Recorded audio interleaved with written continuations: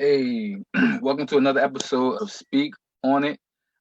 Before we get into the show, I wanted to do some housekeeping. Share with your friends right now. Let them know that we are live on our Facebook. Um, if you do like the show, make sure you follow us on YouTube. We are on Spotify, and go ahead and like us on Instagram. If you do see us on YouTube, make sure you subscribe to our YouTube page. But without further ado, y'all know me, man. I'm Dom. I'm the host. I'm with my co-host, my man Biv in the house, and my man Taman. And it's Wednesday, right? So that means it's List Wednesday. So what we're gonna do is we're gonna keep up with our previous list. We already did our point guards, and our shooting guards, and our running backs, and our first basements and shortstops, and yada yada yada. If y'all been following us, but what we doing right now is we're going to give you our top five under 27 at the small forward position, at the wide receiver position, and at our second baseman position. So without further ado, man, we're gonna jump right into the show. And we're gonna give you our list, man. Y'all know we're gonna start it off with baseball. Y'all know it's always a struggle for us with baseball, but I'm excited about it, man. I'm excited about it. So I'm gonna start it off and kick it off. My first baseman that I got, I'm gonna give you an Hold on, honorable hold, mention. hold, hold, hold. Oh Before you shoot! say anything, no, you good. I just want to shout out to the MLB for getting everything done. It looks like Yes, they're sir. about to have a season. Looks like they came to an agreement. So shout out to, I guess, what they did. I just wanted to And it's put that and out it's there crazy. I as a mean, bug. it's crazy because we talked about it a couple of times on the show. Is 60 games enough? Um, and I guess we're gonna see, right? We're gonna see. I like the format, how they doing it. You're gonna play 40 games within your division, and then you're gonna play 20 games, I guess, in the correspondence division. So like if you're the AL East or the you're gonna play the NL East. So like I said, it's gonna be interesting. It's gonna be interesting to see. So you might be facing a team that you haven't faced all year in the playoffs. So it's gonna be interesting. But again, you got something else to mind? No. Oh, I'm all just right. I'm ready to have fun, man. Got you. Hey, listen. Um, Jumping right into the show. My honorable mention. Kick it off with an honorable mention. David Fletcher, from the Anaheim Angels, Los Angeles Angels. I can't remember what they are. They're the Angels. I can't remember the Anaheim or the Los Angeles. Oh, I think the Los Angeles Angels. Um, that's my honorable mention. I won't give a lot of the stats, yeah, I mean, because we don't dig too deep into the baseball. But yeah, that's one of my honorable mentions. But moving forward, my number five is Tel Marti from the Diamondbacks. Average his average was 329. He hit 32 home runs. Brought in 92 RBIs with an OPS of 9.981.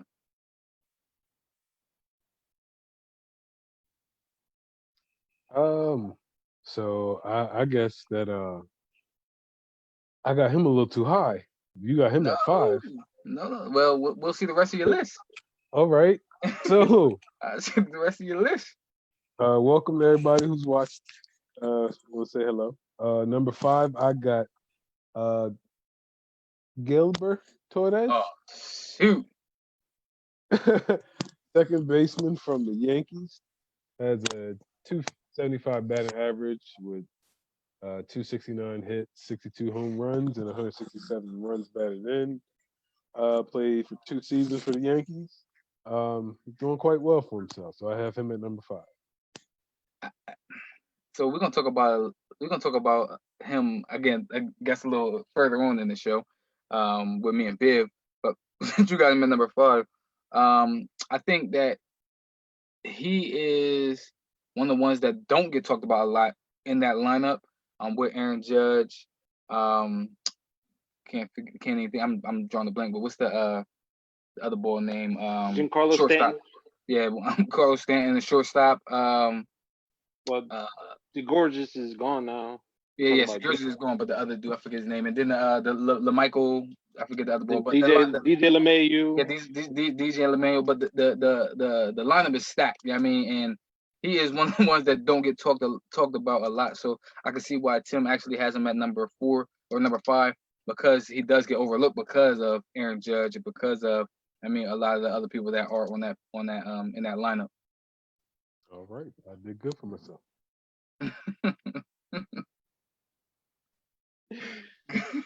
Um, at number 5, I had I guess it's Kevin Biggio from the Blue Jays. Okay. He hit 234 last year, has 16 home runs, 48 RBI, 66 runs, had a 793 OPS, stole 14 bags. Just another part of that youth movement in Toronto, along with Vlad Guerrero Jr. Over at the hot corner. So, BGO. Looking at his numbers, kind of, I guess I'm assuming that Craig Biggio is his father. I didn't really look into that, didn't really care. But looking at his numbers, he does play second base as well. So, looks like he's going to be like a solid utility type guy, much like his father was. Yeah, like I said, I think he's solid. Moving right along into the show with the second baseman. My fourth second baseman is Ryan McMahon, Colorado Rockies. Again, another person that don't get talked about a lot because of Nolan Arenado that's over there. But looking at his numbers, he had shoot, 32. Hit a batting average of 250, OPS of 779. He had 83 RBIs, 24 home runs. But yeah, like I said, I think he just doesn't get his just due, or doesn't get talked about a lot because of Nolan Arenado that's over there, who's one of the best third basemen in the game, if not the best third baseman in the game. So I think he doesn't get his just due. So I wanted to go ahead and shed some light on Ryan McMahon. I agree. At number 4, I got Gavin Lux. They got him at shortstop and second baseman. But he's played one season for the Dodgers. With them getting Mookie Betts, he'll probably move over to second base. But he was at 240 batting average, 18 hits, 2 home runs. But he does have a bright future in Los Angeles. So I got him at number 4. I think that's gonna be a power lineup also. That's gonna be a deadly lineup also with the Dodgers. A lot of big bats in that lineup still. Mm-hmm. At 4, I got Keston Hiura from the Brewers. He hit 303 last year, 19 home runs, drove in 49 RBIs, scored 51 runs, had an OPS of 938, and swiped 9 bags. Solid second baseman, in my opinion.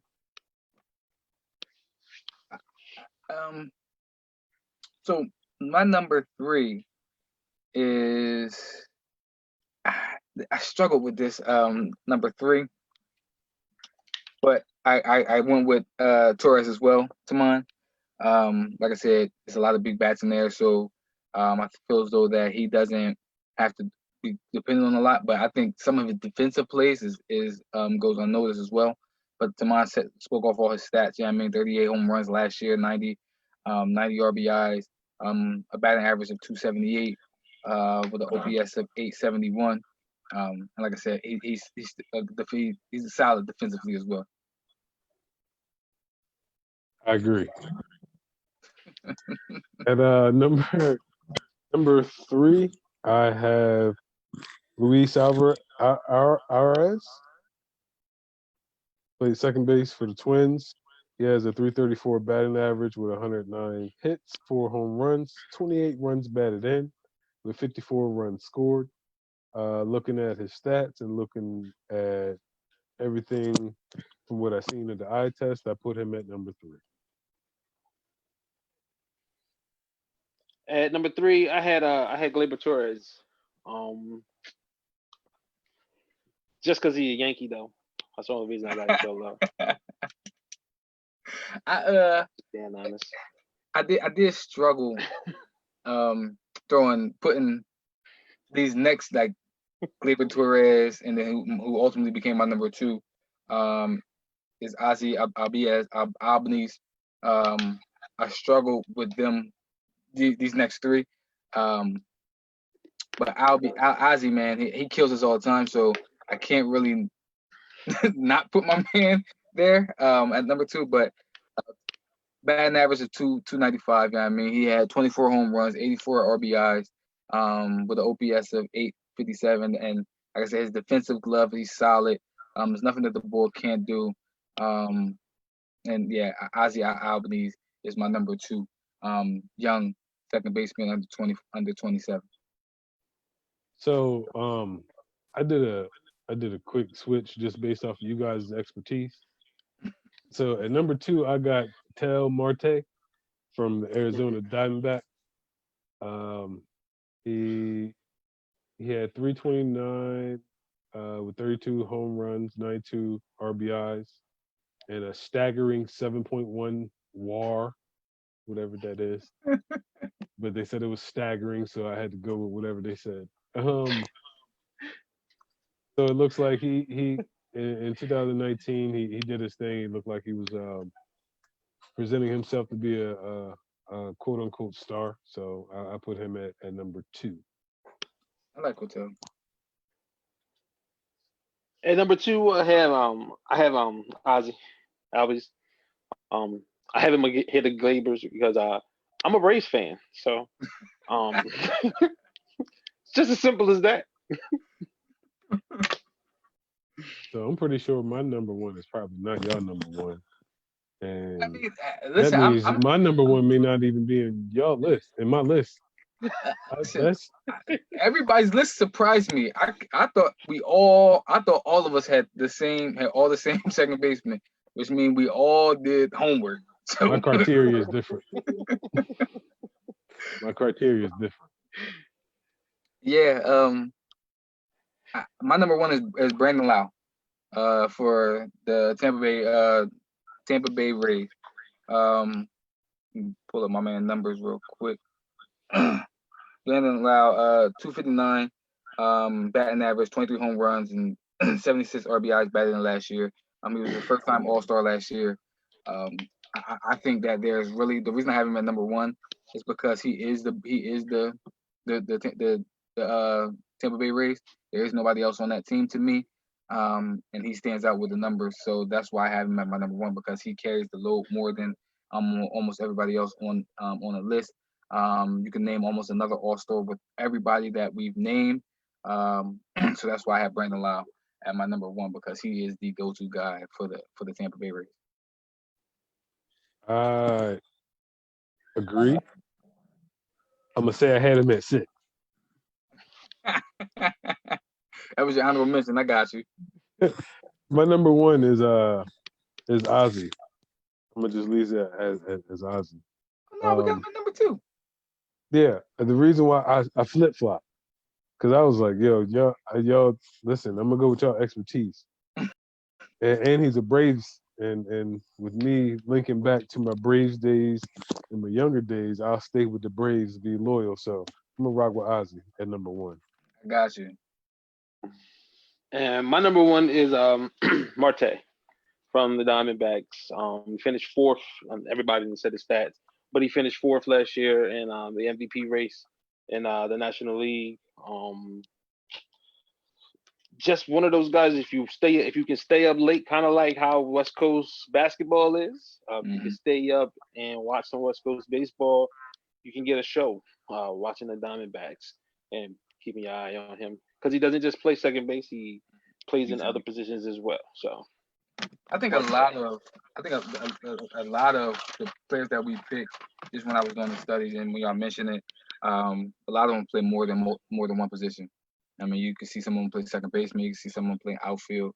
Like you said, they just utility guys, and which speaks to their greatness. So that's why I think a lot of them are on the list because they are multiple position players, multi-position players. Now, I'm gonna get into the juicy topic. Not saying the baseball not juicy. That man It, rub it, his it's too hands together. scary. But I want to get to the next topic in the show, which is the basketball segment. You know what I mean? And it's the small forwards, and y'all know how we do. We're gonna give y'all some honorable mentions. We're gonna give y'all some breakout stars. We're gonna talk a lot of trash. We're gonna see who is who's in the top five in our list. It's exciting, so I'm excited about it. So what I want to do is I'm gonna go ahead and let my man Tamon kick it off. Or my man Biv, because he off mute already. So go ahead and my man Biv kick it off. I mean, if you got any honorable mentions to throw out there. My honorable mention, from the Denver Nuggets, Michael Porter Jr. Man, like his numbers right now, he's still trying to get his legs under him. You know what I mean, with the injuries and everything, man. But talent wise, he probably, in my opinion, would be number two On the behind the list, one number on my two. list. He'd be number two Ooh. on straight talent. He'd be number two on my list. Just watching his just raw basketball talent, he'd be number two on my list. But he's got to show it on the court before he can jump on into the top five. But he's definitely the honorable mention. It's crazy because you talk about sheer talent on the list. I can possibly have him. I can see where he can be number one sheer talent, but I can also see where he could be number four, just based off of pure talent on the list. On my list. We'll go ahead to my. If you want to go ahead, kick off with the honorable mention. Oh, I can kick off with a few. I mean, yeah, I'm gonna go there. I'm gonna go the same way, so it's all good. So let me see. So my few. Let's see. Let's start with my man Osman from the Cavs. Yeah, he dig Wow. deep for this one, y'all. What? He's nice. Yo, I mean, that's I'm just going. that's equivalent. I'm going. No, that's equivalent to Cam Reddish, though. Let's be honest with that. Oh man, Okay. at least Okay. Cam Reddish. My apologies. Listen, I apologize. I Just being apologize. real. Just being real. That was equivalent to Cam Reddish. I spoke potential. But listen, I got 11 guys here, so he was at 11. I got you. Kevin Knox from the Knicks. I give him some props. Let's see. Brandon Clark from the Grizzlies, young boy. He's doing his thing. Let's see. Well, listen. And Why you doing that? and Aaron Gordon. Okay. Aaron Gordon. Listen, I got him as an honorable mention. I thought about Kevin Knox. I thought about putting him on the list. Even as an honorable mention, I thought about putting him on the list. He's not on as my honorable mention. I don't have C.D. Osman, but I will say this: the boy is nice. He's an underrated defender. He can handle the ball a little bit, and he's a knockdown shooter. So he's not terrible. But he's just not on my list. I dug deep. Yeah, you dug deep. You dug real deep for that one. I dug deep. So honorable mentions, I got. I do have Michael Porter Jr. Like Biv said. The boy is he's a talented, gifted scorer. I think his career high this year. I think he had like 30 or something this year. Out there balling. Another honorable mention for me was OG Adenubi. He doesn't stats wise, his stats isn't gonna blow you away. But he's a physical freak. He straps up. And if you're gonna play on that Toronto team, you gotta learn how to strap. I mean, so he is one of those players that is just gonna be a pest and an irritant. And he's gonna do all the little things in the dirty work. Another honorable mention. Hold on, let me see. Oh, you talking about me digging deep? No. I want to make sure he wasn't in my top five. Honorable mention. I got Miles Bridges. From Michigan State. That's a deep. Yeah. Hey, listen, you didn't see my man in the Rising Stars Challenge, man. He was out there balling, killing people. He was. But I think he can be the up and coming star on that Charlotte team. I know a lot of talk goes to Devontae Graham, and what's the boy, Scary Terry. But I don't think that Miles Bridges gets just due on that team. I think he's going to be one of those players that maybe could be the star of that team with his versatility. And then my last honorable mention, he could have made my top five, but it's Kelly Oubre. Kelly Oubre for the Suns. Borgie 19 a game. He gave 6 rebounds. Shooting 45% from the field and shooting 35% from the three. So Kelly Oubre is actually he's my number 6. I'm mentioned. Mm-mm. No Kelly Oubre. No, go ahead. Go ahead. Let's get into the top five. Let's get into that top 5. Go ahead, babe. If you want to kick off that top 5, dead or alive, man. Who your number 5?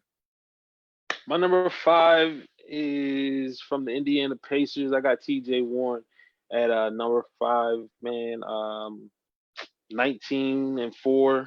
Uh, really the go-to guy is in the crunch right now for them. As far as closing games out, he's the guy that you can get the ball to with Oladipo still banged up, and Malcolm Brogdon in and out of the lineup. T.J. Warren has been that constant with the Pacers. I'm gonna tell you what's funny about this, right? I thought I was gonna stump y'all with that one, but I see I got pure basketball heads out here, man. So, you gotta be a real basketball head, you know what I mean, to know that T.J. Warren should be on the top 5, a top 5 other 27 small forward list. Like Biv said, he's a walking bucket. Without Victor Oladipo, he is that go-to guy. He honestly picked up the slack that Bogdanovich left when Victor Oladipo went out last year. Bogdanovich was the go-to guy.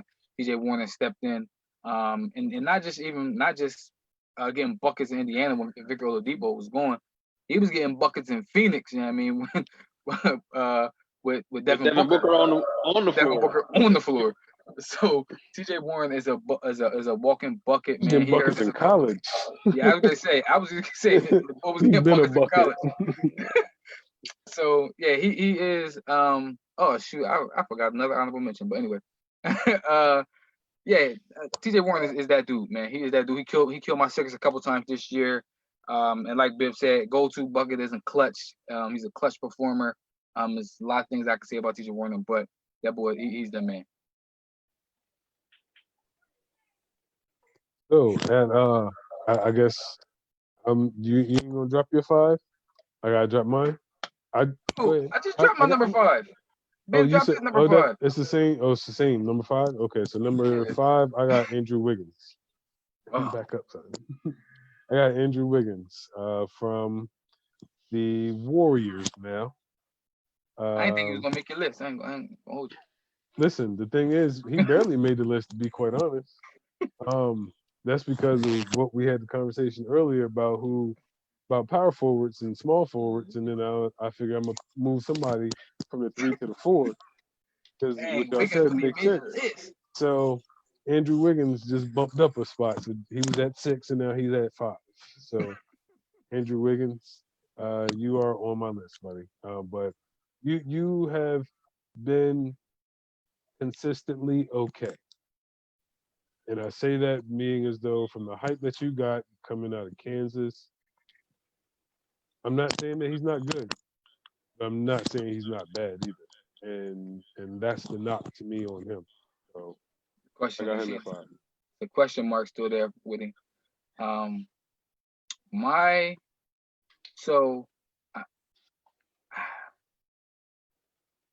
This is what I'll say, because I'll let Biv give his 4, and then I'll speak on Andrew Wiggins. That is perfect because he's my number 4, so I can speak on him first.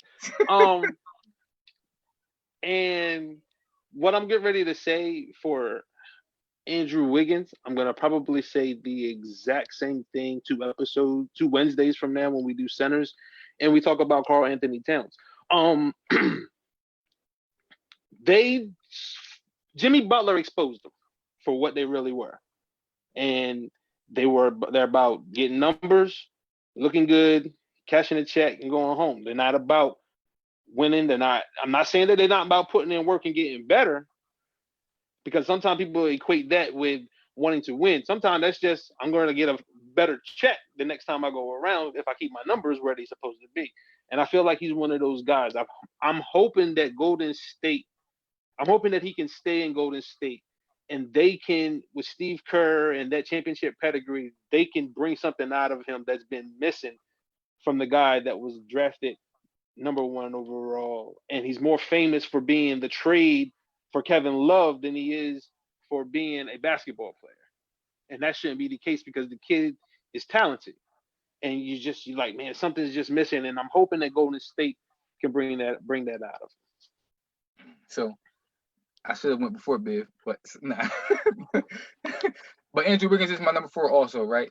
And I'm not as down on him as Taman is.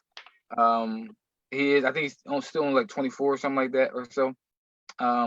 He does get he does get a bad rap because like Biv said is because LeBron traded him, right? LeBron traded him.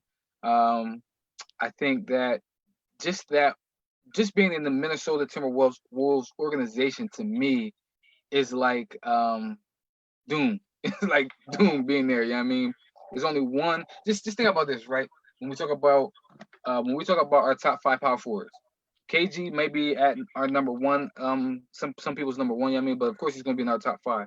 And I think that even him, as great as he is and as good as he was, that he really he didn't do a lot in I mean winning wise with the Minnesota Timberwolves. So I think that being in the Golden State, being with Steph Curry, being with Klay Thompson, being with Steve Kerr and Draymond and them boys, we're gonna see who Andrew Wiggins really is. I know Jimmy Butler was there. He works his behind off, but I also think that Jimmy Butler can either push you to be good or he can kill you. You know what I mean? We see with the Bulls, I mean, what he's doing there. So I think that we're going to see exactly who Andrew Wiggins is with Golden State because they're going to find a role for him. They're going to put him in that role, and his only job is going to be able to just flourish in that role. So we're going to see if yeah, I mean, he can live up to the talent that he had. I think Golden State may be looking for him to fill that spot, kind of like what Harrison Barnes did before he left. Before what you said, no, you know. I feel where you're coming from, but that's not his game. No, it's not. But I'm saying as far as like fitting in the way that he did. I mean, with the 2 Splash Brothers, I mean, you got to fit in somewhere. You know what I mean? I can see it. Yeah, I mean, but this is what I'll say about this. Is what I'll say. If that's all he does, it's a waste. If that's all he does is being Harrison Barnes. Don't do that. I'm being real. I mean, I know he's North Carolina. I know he's from North Carolina. You know what I mean? So I'm messing with you. I know you want big my man Harrison Barnes up because he's from North Carolina. Shout out to Harrison Barnes, man. Go ahead. But if that's all he does, I'm just serious. If that's all he is, because coming out of Canada, people were seeing like the talent that this dude had. Yeah. Like he was the next big thing coming out of Canada, and now he's just he gets buckets, but he can be so much more. A 6'8" wing who can strap up, who's athletic. Like he can be so much more. And to me, for I guess it's another topic, but him and Joel Embiid coming out of Kansas together, we seen flashes of his talent, right? And we seen where people thought that he was better than Joel Embiid. We see he went before Joel Embiid in the first in that draft, and we see where Joel Embiid has gone, and we see like Andrew Wiggins just plateau. To me, Andrew Wiggins is the same. I don't think he got even any better from college. That's what I was saying. I don't think he got any better from college. And again, that could be, like I said, I think it's a Timberwolves system. But because listen, I think another person being wasted over there too. I think somebody else being wasted over there, and we'll talk about that again two Wednesdays from here. We'll talk about somebody else who's being wasted over there in Minnesota. See, I disagree with that. I disagree with them being wasted because they was together. Like you got 2 guys that talent-wise are amongst the best at their position. Mm-hmm. And I think the worst thing they could have done, first of all, was hire Thibodeau. That was stupid. Like you shouldn't have made that hire to begin with. But anyway, they still have to figure out a way to just compete at a higher level. It's not like numbers are numbers. You can have great numbers, but a lot of times they be feeling like it's just empty numbers because they're not getting W's. They're not even competing for an A spot in the West majority of the time, and that's just not something you would think with 2 guys that's that talent. Yeah. And that's why I kind of say wasted wise because, like I said, two talented, two players of that talent, and maybe again is maybe they're not being utilized correctly. Um, but we can arguably people can say that Karl Anthony Towns is the most talented big in the game. Yeah, I mean, and Andrew Wiggins can arguably be, yeah, I mean, top three talent at that position. So that's why I feel as though that maybe it's being wasted. But like I said, we'll see what happens with Andrew Wiggins in Golden State, and we'll see what happens with Karl Anthony Towns. Now he got what he asked for. Yeah, I mean, he won his boy. He felt as though that was going to be the person who pushed him. And he got what he asked for. So we'll see. Yeah, number 4, I got T.J. Warren. Okay. Like you said, he's been doing this thing to me ever since I think he played at NC State, right? Yep, NC State. Yep. And he was getting buckets. I think he played all 4 years, if I'm not mistaken. So like he took I ain't gonna say a hard road because NC State isn't, you know what I mean, known for bringing out guys. So for him to play all 4 years and get in, it was kind of like I was kind of cheering for him in a sense because you don't see guys stay all 4 years and then actually, you know what I mean, make it. So I kind of cheer for from those. North Carolina. Oh yeah, they don't. So anyway, with him being with the Suns, he was getting bucket and that move over to Indiana, like you guys said, as far as being a clutch guy and somebody that they can depend on, he's definitely one of the top. So I have him at 4.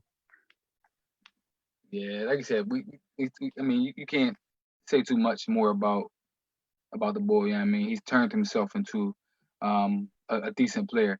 Let me ask y'all this, since we're on the topic of him. Do you think he can be the number 2 on a team that goes deep on a playoff run? No. T.J. Warren. Yeah. Yeah.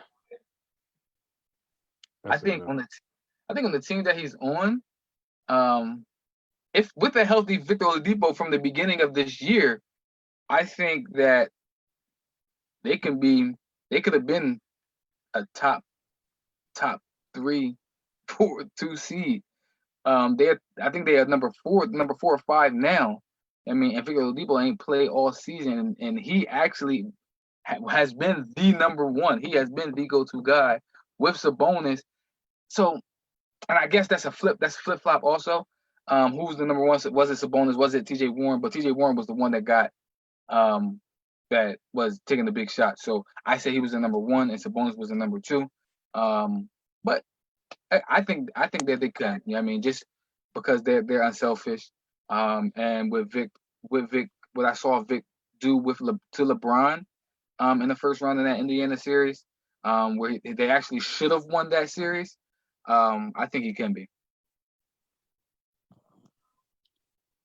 So I say no because there's in my opinion there's too much talent in the league, and the way the league is set up to where they have the pairs, and when I look at the pairs that they have right now, I can't see that matching up. Now as far as the Pacers team and him being a number 2, I can see the Pacers team going deep. But when I think about when you say that number 2 and going deep, I think about the pairs in the matchups. And unfortunately, like for instance, I would take a Ben Simmons and Joel Embiid over a Depot and T.J. Warren.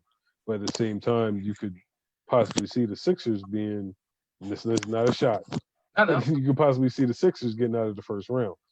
So that, you know what I mean? Like that was just my thing. You're just taking the best 2 and saying I can't see them 2 beating these 2.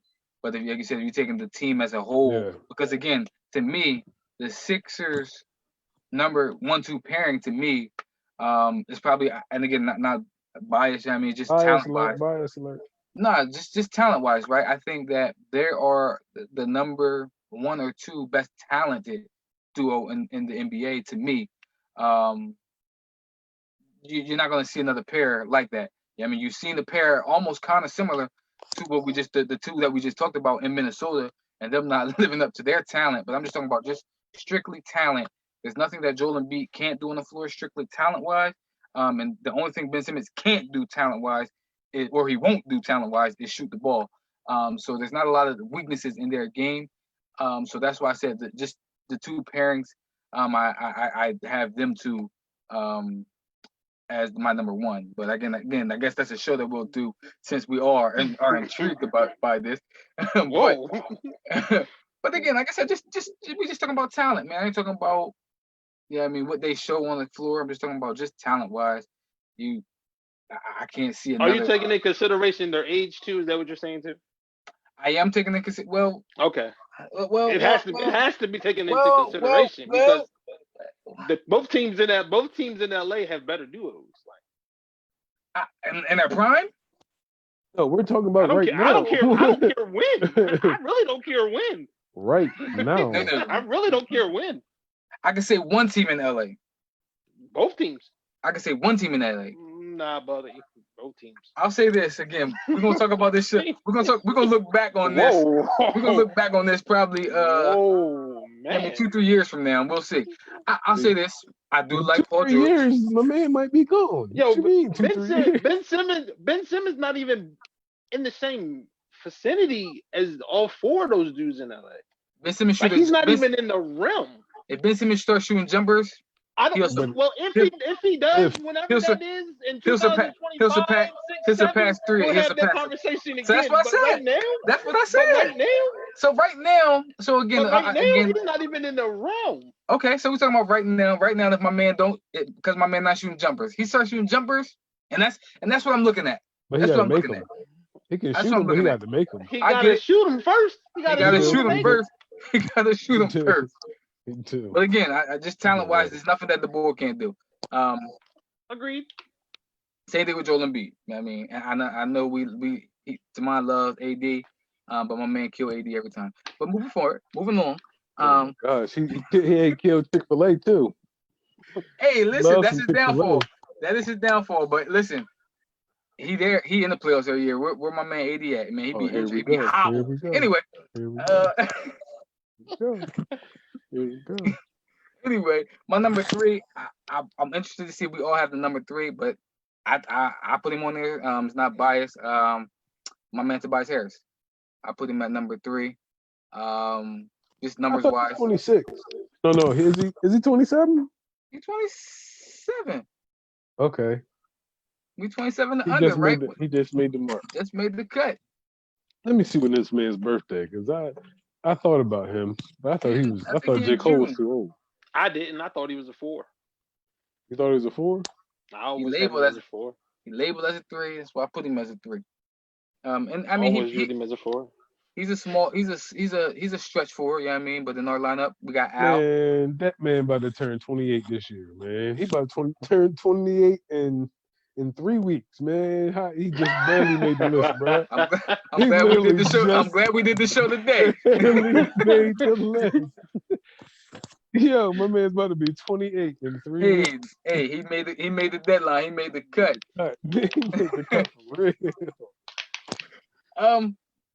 I think he's one of the people that I think in the last 2 seasons he could have been All-Star, both times. I kind of compared him to Chris Middleton, who made the All-Star twice, and just doing the numbers. Tobias Harris have similar numbers, if not better in some categories.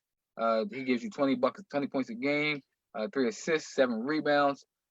He gives you a steal and a block a game. He shoots 36% from the 3, 40 and 47% from the field, and that's as the either 3rd or 4th option at times. Tobias Harris is my number 3. I think he gets overlooked. I think he's been overlooked his whole career because I think he's been a solid performer his whole career. But I think for the past 2-3 years, he's actually been a standout. To take that step to go into that next level. Let me ask you a question. Mm-hmm. Would you think that the Sixers were better or worse if they traded Tobias for TJ Warren? I would say, man. I would say I would pick Tobias over TJ Warren. And it's because to me, I think Tobias does a little bit more than T.J. Warren.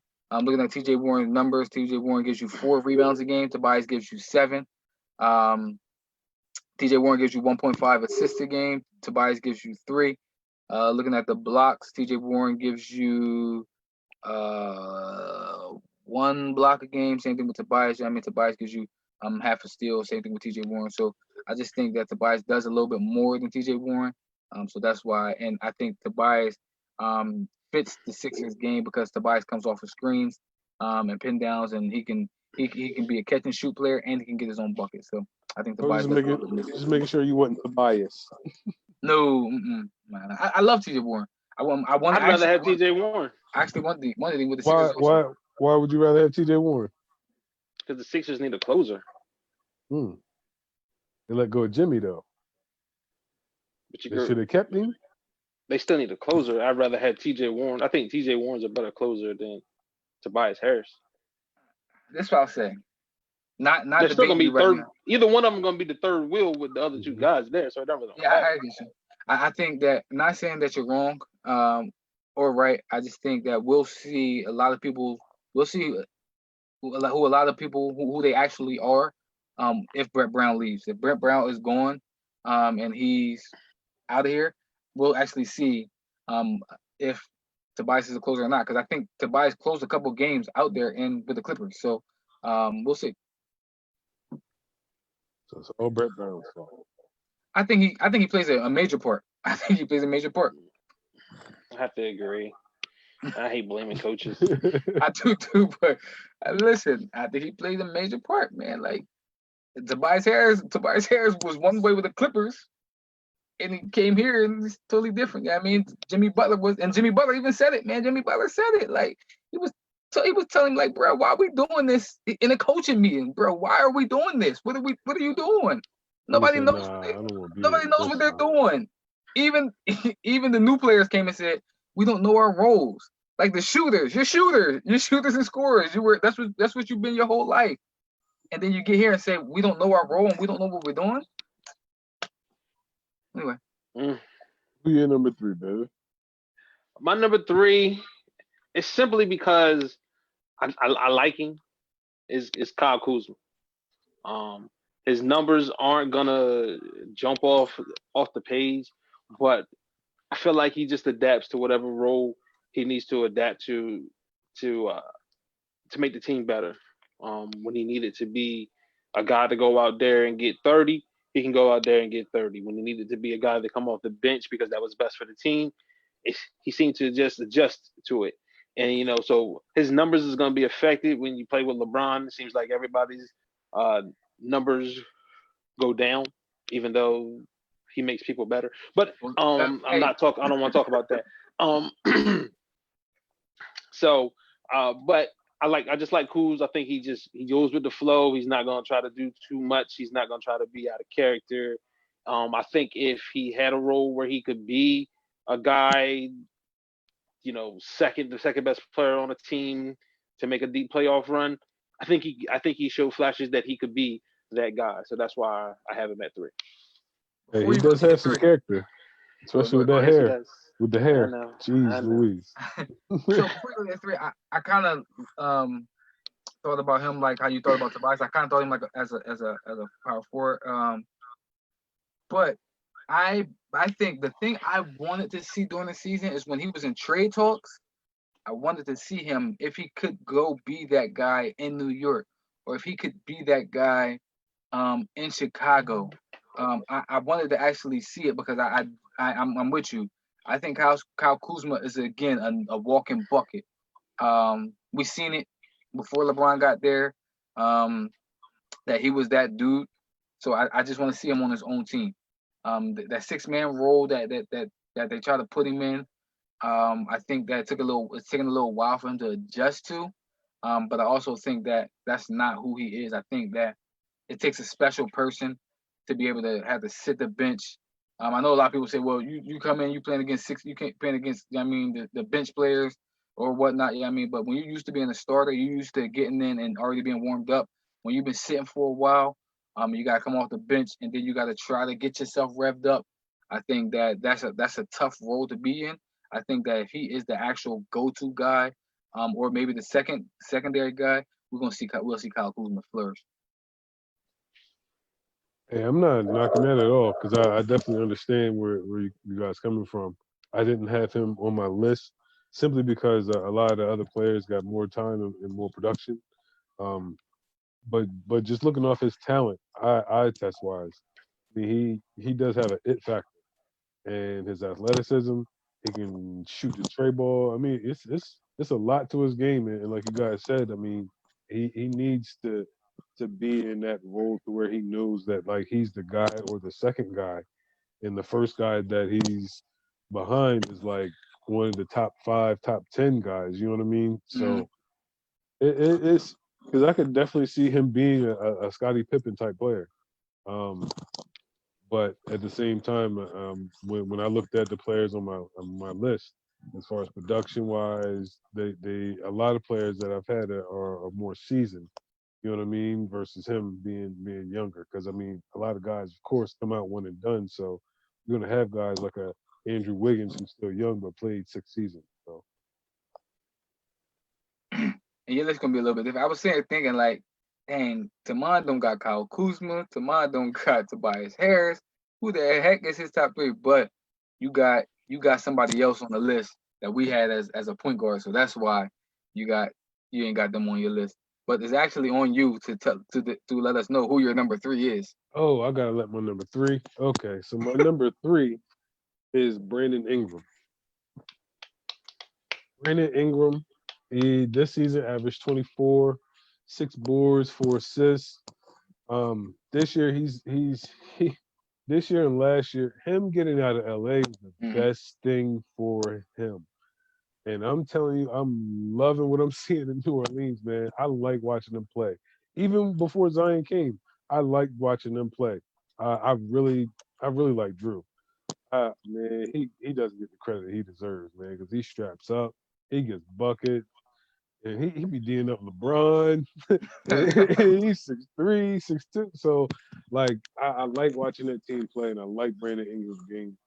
He was compared to KD coming out of Duke, and you know me, Tar Heel fan. It's hard for me to like a Duke guy, but when they get out, when they get out of Duke, then they become neutral game to me. And Brandon Ingram was one of the ones that I couldn't wait to see get out of Duke, so I could actually, you know what I mean, really not be biased and say I like his game. So Brandon Ingram at 3. I can't knock that, being as though who you have on your list and who probably gonna be number one at your list, on your list. I did really struggle. One, he's a dookie, so You really uh, think that guy gonna be number one, huh? I Just know he's because gonna he's be number number one. and listen, it's a guy number 2 that yeah, all right. Listen, my man Brandon Ingram, because I'll talk about him because he's my number two. Um, but he he like you said, he flourished. Once he got out of LA, he got from under LeBron, and we seen where he was actually gradually, I mean, getting better every year. He was getting better from his rookie year to his second year, and then like I said, they started playing him at that point guard role, or that point forward role, and we actually see him flourish in that system. So and I think that was in Luke Walton. So I think that Luke Walton actually helped him develop his game, but we seen in New Orleans, man, we see him take it to another whole another level. He got that tray ball that he can knock down. He shoot 88% from the free throw line. He strap up. I mean, the only thing that like they talked about with KD, where the comparisons come in is he needs to put on some weight, man. Like he needs or just get wiry, just get a little bit, I mean, stronger, like core wise, because trying to And guard the KD don't need no weight, man. KD's KD a didn't footer, add bro. weight, but because KD don't need to add weight no more because he got his core stronger, so he doesn't get knocked around as like he did before. Plus Yeah, I he's mean, a footer.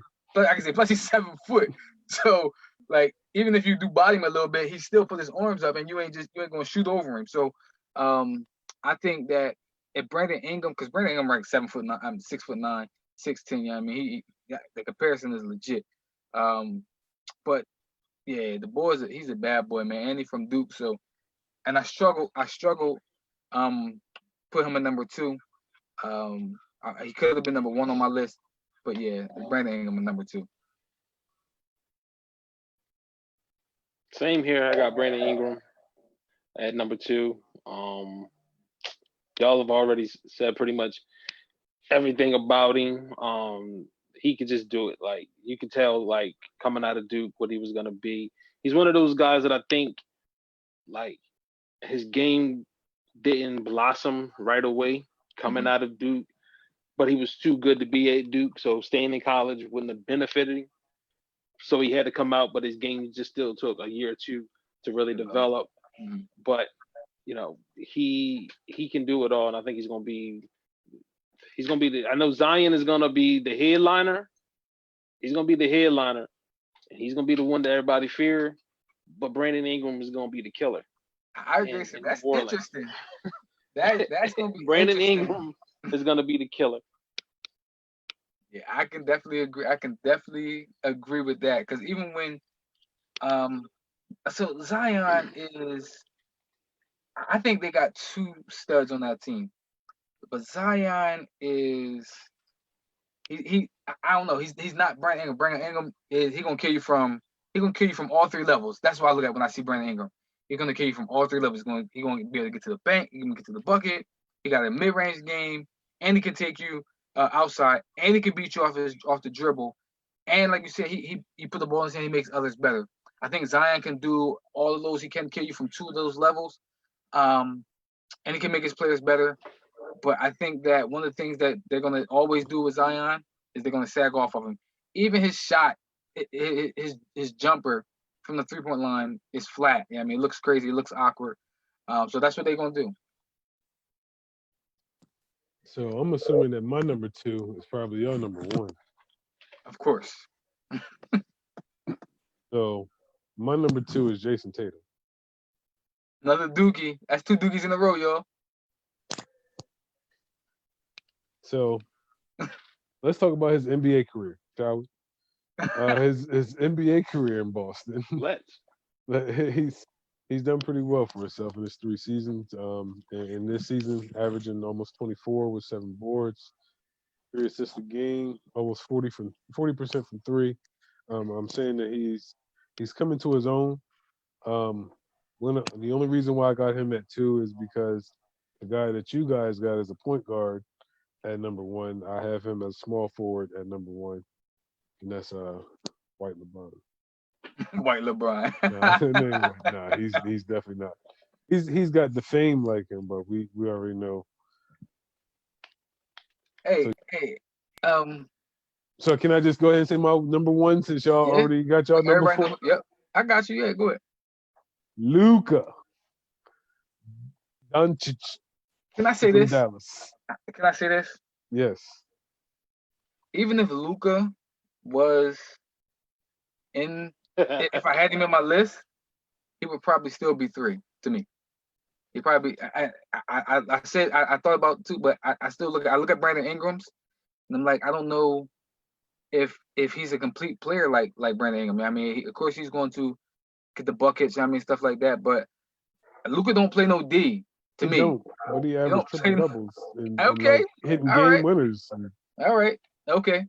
But he don't play D. He don't play D, man. Like, but bro, he's been playing in the profession. He's been playing professional basketball since he was a teenager.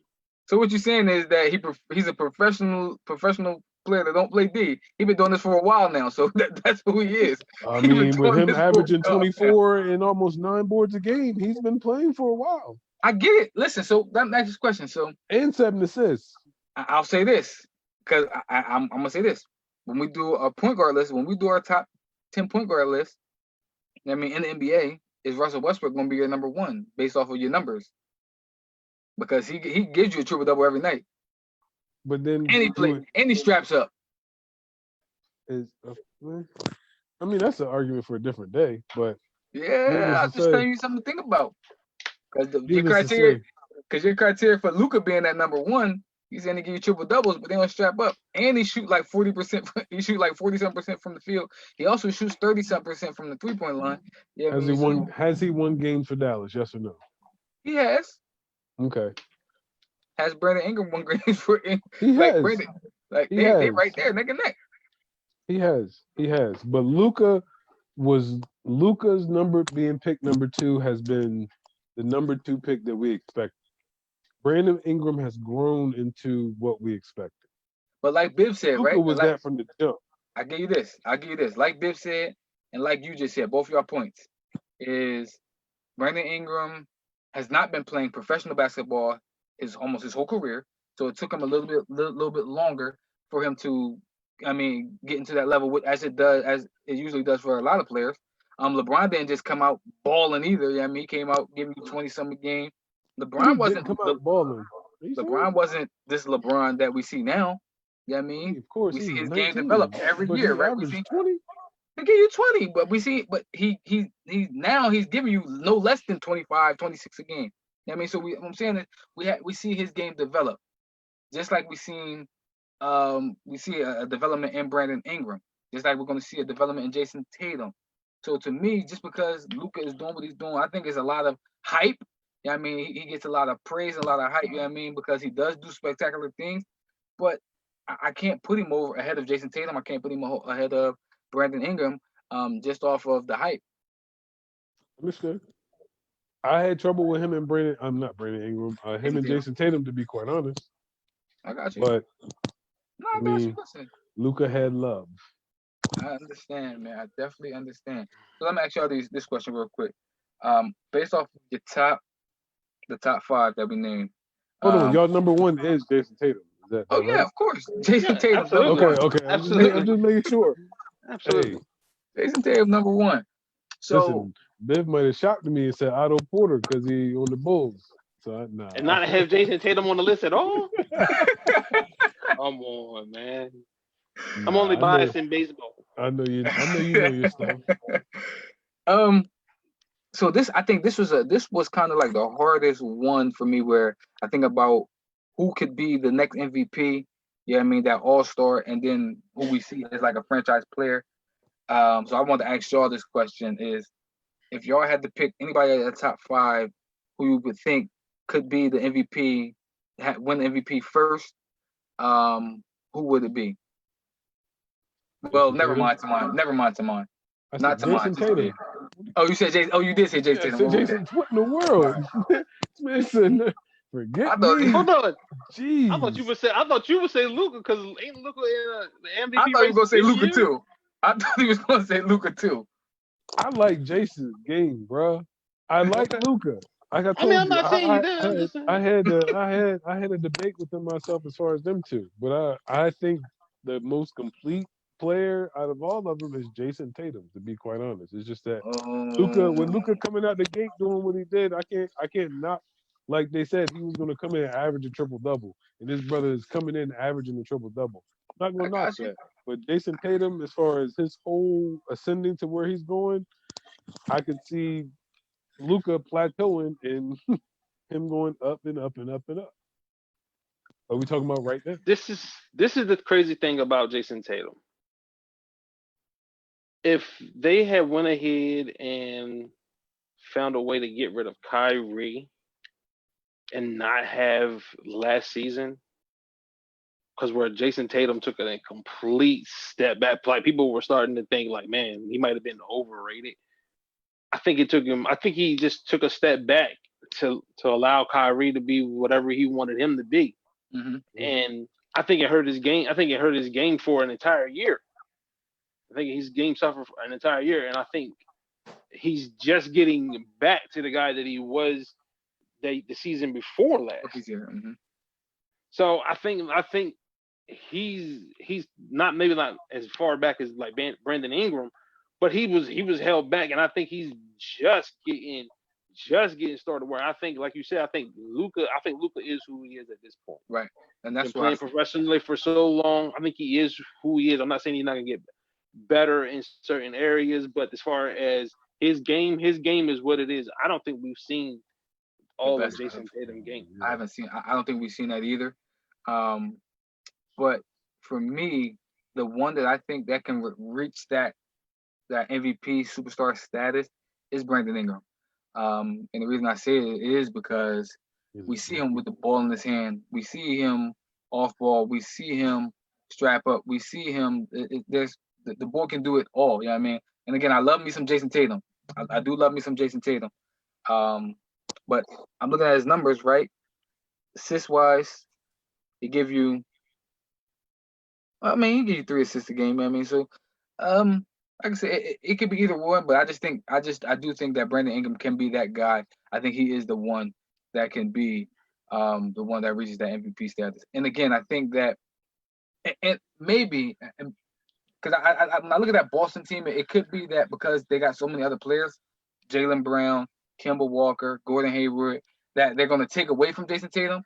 But listen, I know Brandon Ingram got other players and he got Zion and stuff like that. But that go-to guy I think is going to be Brandon Ingram in that team on that team.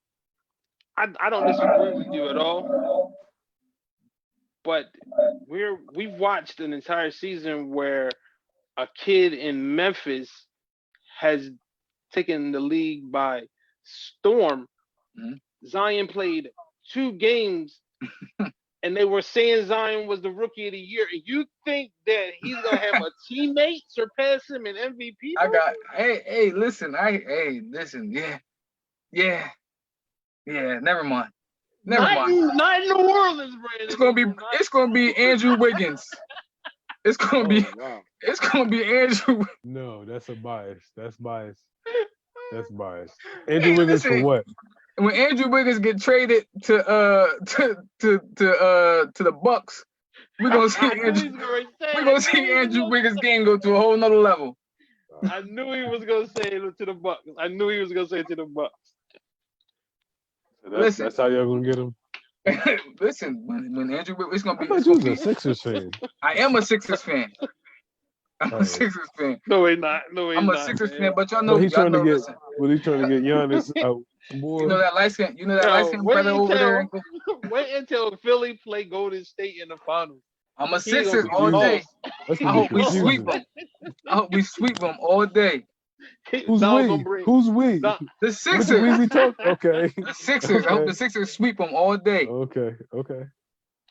Dom gonna be like one of them parents whose kids go to rival schools and they got the hip jerseys on.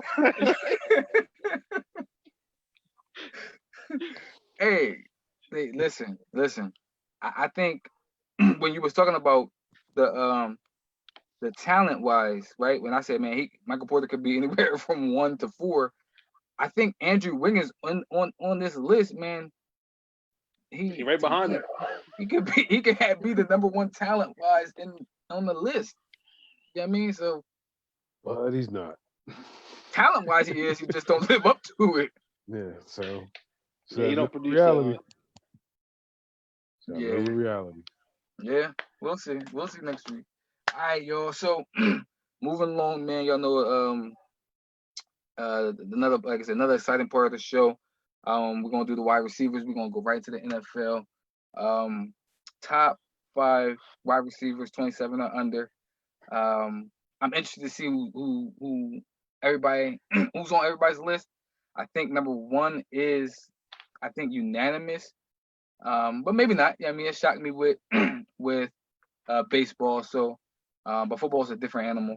Listen, baseball's always going to shock you with me. Baseball is, listen, I lean on y'all expertise. If y'all say a name and I got him somewhere in my notes, I'm halfway home. I am halfway home. That's how I feel. So, I think, in football, man, we could have had like 20 wide receivers under 27. So again, I think it's going to be interesting. So I want to dive right into it. If anybody got any honorable mention, let's go and rattle them off. And then we can jump right into this top 5 list, man. And what if your honorable mention is in your? Well, no, maybe not. Honorable mention, who top 5 list? You never know. Yeah, I got you. I got Devontae Parker. As honorable mention. As honorable mention. Okay. Yeah, I like and that. And I got Devontae Adams as the honorable mention as well. I like that. Okay. Nothing shocking y'all yet? Nothing? Mm-hmm. No. Not shocking me at all. I ain't say none of y'all honorable mentions? I'm gonna tell you why. No, I'm gonna tell you Yeah, why I it's mean, not shocking. you said some honorable mentions. Like you said it, I'm gonna tell you why it's not shocking at all because I think that the wide receiver class is deep. That's why I don't think it's shocking to me. You know who one of my honorable mentions is AJ Brown. And For Titans, for the Titans, yes. And looking at I remember seeing him on TV and looking at his actual numbers, bro. When he touched the ball, he takes off, and that piqued my attention. But I got him as an honorable mention. enough. Listen, man. No debate with me. No debate with me. And I don't have any 49ers on this list at all. So You shouldn't. You shouldn't. Why would you? You shouldn't. What's George Kittle? That's like me saying. That's like me saying I have a Raven on the list. Like word, I got it. Listen, Deshaun Jackson is an honorable mention for me. Like none of us should have anybody from our team on here. No. It's the wrong list for our teams. Yeah, you're right. Yeah, it's the wrong list. Shout out Debo Samuel, man. he's Debo my Mix. honorable mention. Maybe a couple years from now, Debo. Maybe a couple years from now. He's my honorable mention, bro. I did have Calvin Ridley as my honorable mention though. Yeah, I like him. Bias alert. I had Chris Godwin as an honorable mention. I don't think that's biased. I don't think that's that biased. Ain't biased at all, brother. I thought about putting him in my top 5, and that wasn't biased. He was number 6. He was number 6. I'm being honest. He was number 6, man. Right. Like I fought. But I had Allen Robinson, man, from the Bears too, man. Like as an honorable mention. Yeah, like I don't think I think playing with that bum. I'm sorry. That bum. Sorry, Mitch. Sorry, Mitch. I'm not gonna disrespect Mitch Trubisky like that. But I think that really hurts him though. You know what I mean? Shout out to the Bears for trading up to get him and giving us the picks that we got. So I appreciate it. And what did y'all do with it? Solomon Thomas? Anyway. Don't do that. Don't do that. Don't do that. Shout out to Solomon, man. You shot him out like they did something with it. No, but then I think they helped us get they helped us jump back in the top. But then my man not even oh man, who's the linebacker that's not even in the league now, bro? Dang, so they got the better end of the deal, huh? From Alabama. Got the better end of the deal. Don't do that. No, he was promising that. Oh, I don't forgot my man's name, bro. From Alabama, we picked anyway. Go ahead. When Mitchell Trubisky, when the Bears got the better end of that deal. All right, come on, let's go. Let's get in this file. All right, my top. So my honorable mention real quick: Cooper Kupp, Kenny Galladay, Devontae Adams, Allen Robinson, and Amari Cooper. That's my honorable mention. But my number 5, jumping right into it, is Odell. I know he had a down year. But when the boy is on, man. When he's on, he's a bad boy, man. There's nothing he can do. He can take a slant to the house. He can hit you with a go route. He catches everything that's thrown in his vicinity. Odell is that dude. He is that dude, man. He that low though. Why'd you so that low though? Why he low? Hey, listen, I got 4 others.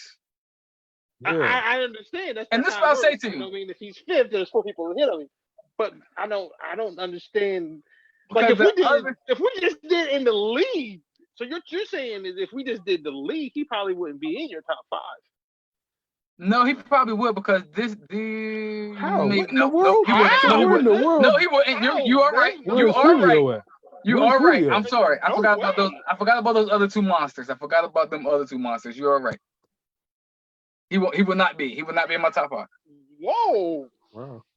That's interesting. I'm really interested to see your list now. That's the NFC bias.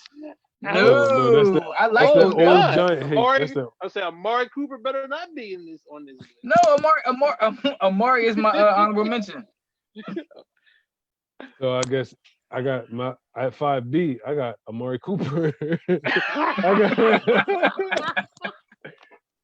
I got a 5A and a 5B because I think 5A and a 5B they're pretty much to me they're almost identical. Like I think if you were to put Mari Cooper on the same team as Stephon Diggs at 5A, I think they would probably produce the same numbers. And if Stephon Diggs was in Oakland, he would do the same thing that Amari did. Man, what? Yeah. We'll see. Well, listen, we'll see. We'll see. I got them. I think. They got them. I got them at 5. I think. Well, you'll see, and then I guess we'll debate. We'll debate once I mention his name. All right, so I'm gonna go ahead. My five, y'all had him in y'all honorable mention. Well, for me, it's Devontae Adams. Like over the last 4 years, 3-time Pro Bowler, average over 1,000 yards, over 86 catches, and 10 touchdowns over the last 4 seasons. As in my opinion, Aaron Rodgers isn't the same guy. And his security blanket, his security blanket has been that guy.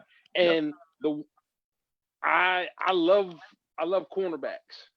And one thing that I do is I watch film on cornerbacks. And a lot of cornerbacks that I watch and I hear them talk about, one guy that they don't like to cover is Devontae Adams.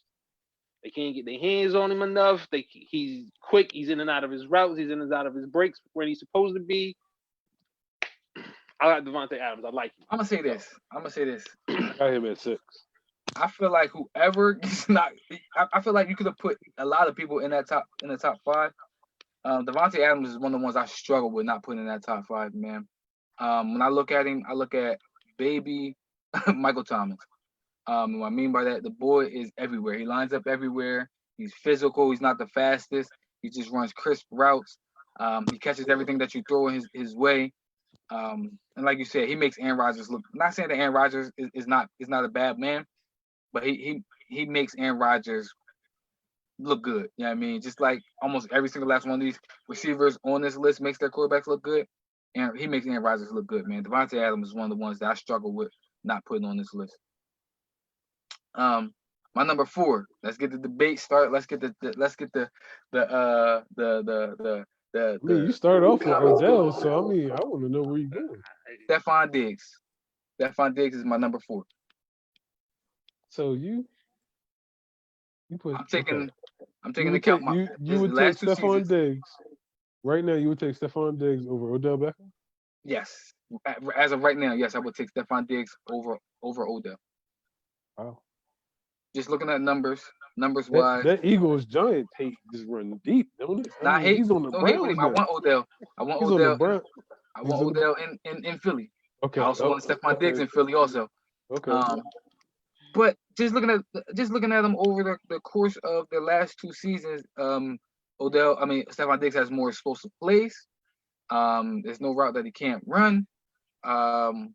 He catches touchdowns. And a lot of people hate on Kirk Cousins, but he was Kirk Cousins' big play guy.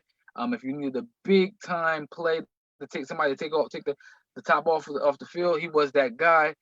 So I think that Stephon Diggs he's that guy. I mean, and we're gonna see if he is that guy in Buffalo, just like we see. You know what I mean, if Odell was that guy in Cleveland, like in Cleveland, we're gonna see. Yeah, I mean, new system, new quarterback. We're gonna see. Was he that guy? But I would take Stephon Diggs as of right now over Odell. You don't think that Odell having the quarterback that he has? You mean quarterback that he's had his entire career? Well, I wasn't gonna knock Eli. I am. You go ahead. Let me ask you this question. Okay, so let's say this: as bad as Eli was, Eli force fed Odell Beckham. He force fed him. He did. He had to. So Odell made. I mean, the Odell numbers look like that because Eli Manning force fed him, and to the tune where he got Odell hurt because he was force feeding my man. Triple teams, double teams. Who else was gonna make a play, bro? Who else is on the team? I get it. No, well, he had Evan Ingram. He had Sterling Shepard. So there were other players out there. I mean, it ain't like there's nobody out there. But don't force feed my man to the point where you're gonna get my man injured. He's just force feeding. And that's why Odell's numbers look like that. That's why he's Eli was crying. That's probably why he's thinking, crying listen, in Cleveland because he don't force feed him. They don't force feed him the ball. no, they tried to. They tried to force feed him. They was trying to get him involved with all types of They're reverses trying to and get him the everything. ball, but they don't force feed him like Eli force fed him. Like Eli force fed him. They don't force him like that. They got Jarvis Landry over there. They got David Njoku. They got a running game. They got more than just Odell over there. So is it my turn to go number 4? Yeah, you can go number 4. Yeah. I got Odell Beckham. I got Odell number 4. Couple things that bother me is the fact that it almost seems like he has a tendency to where if he doesn't get the ball, then there's a problem. But also, Baker Mayfield doesn't help the fact that he can't get the ball out of his hands as well. So, with the running game, like you said, the running game and the weapons that they have, I expected a lot more out of him, especially with him having a number 2 and Jarvis Landry.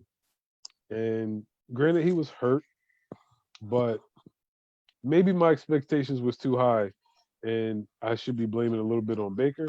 But at the end of the day, just looking at the reductions and whatnot, talent wise, I would put him in top 3 as far as top 5 Talent wide wise. receivers. Yeah. But right now, I'm gonna put him at 4. This is what I said about Odell before Biv go, right? When you said we're gonna blame it on, we should blame it on Baker, right? His first 3 seasons with Eli being force fed, 91 catches, 96 catches, 101 catches, 1,300 yards, 1,400 yards, 1,300 yards, 12 touchdowns, 13 touchdowns, 10 touchdowns. His last season with Eli, 77 catches, 1,052 yards, 6 touchdowns.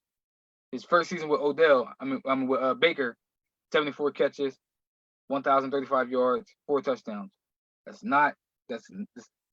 It can't just be Baker. You know what I mean? Maybe they just not force feeding the ball no more. No, I wouldn't say that. Man. Listen. So you feel like his last season numbers with Eli, was padded? Yeah, I would say I'm not saying he's not a talented receiver.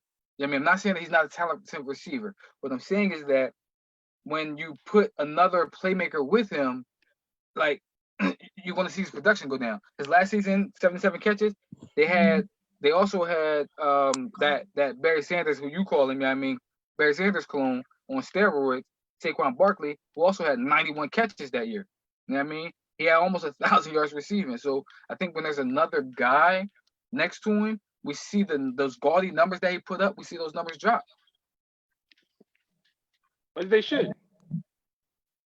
Except with my man, because he got another go-to guy with him also. Talking about Who's that? Stephon Diggs. Oh. He got Adam Thielen with him, but still put up gaudy numbers.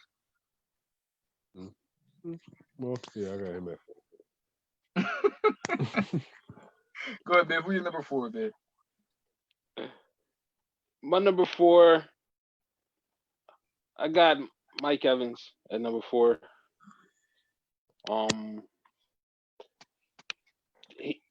Dude is just physical. Mm-hmm. I like watching him play. You know what I mean? He averages over 1,200 yards a season, man. I don't. I struggle with him. I struggled with him and OBJ at 4. I really did. I tossed it back and forth. But OBJ got that wow factor. Yeah. So I got you. Listen, like I said, got you. I definitely understand that, man. Like you said, OBJ can take a little slant and take it to the house. So I definitely understand that that wow factor. My number 3 is Mike Evans. Just because he's consistent, man. He consistently going to give you. I mean, like I said, 1,200 yards. 1,100 yards. He's gonna give you anywhere between 7 to 8 touchdowns a game. He's gonna catch almost 70 balls a game. And like I say, just a beast. You know what I mean, just a big physical freak. And that's why I got him in my number 3, because he's not the fastest, but he does line up outside, does line up inside. and he's just going to be consistent in what he does. And my number 3, I got Cortland Sutton, wide receiver for the Broncos. He why he prays back like that? Nah, I'm BSing. At number 3, I got Mike like I Evans. said, Greg, you just, I had no reaction because I knew he was joking. like I said, bro, you just chill my list.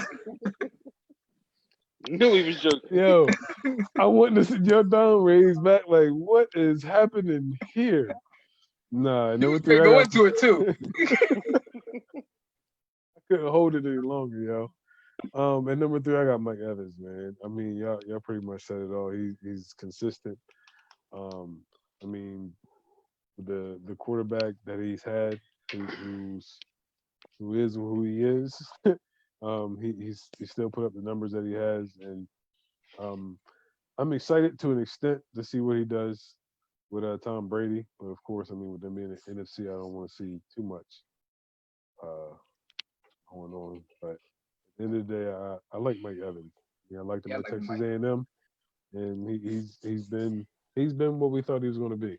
So yep, I got him at 3. Consistent. Excellent, consistent.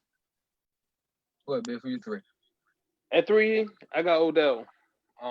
Again, it's that wow factor, but I also think because as Dom was talking, about his numbers, I kind of view his numbers in the same sense as what Michael Irvin was going through, where the running game was really, really first, where Jerry Rice had, it was a pass to score, run to win in the West Coast offense. I feel like, Odell's he's got to deal with the run first, and then he's gonna have to deal with Jarvis getting looks. He's got to deal with his tight end and everything.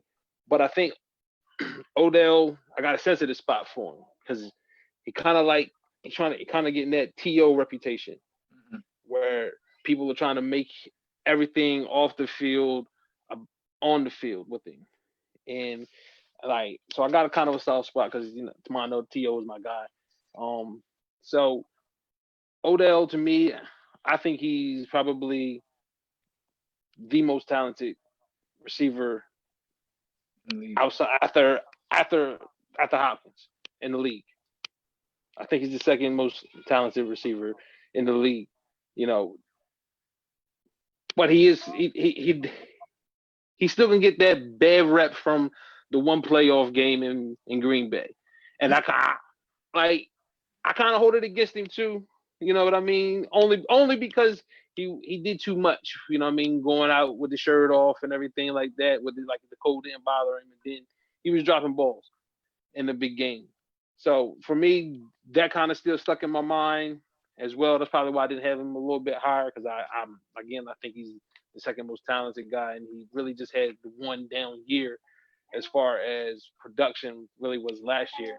So, but I got him at 3. I like Odell though. I do like Odell. I'm gonna tell you what's crazy about what you just said right there. A lot of people saying, but I don't want him. He's a cancer. He does things off the field, and I'm looking like, not one of his teammates ever said he was a bad locker room guy. Not one. I never ever heard anybody his teammates say he was a bad locker room guy.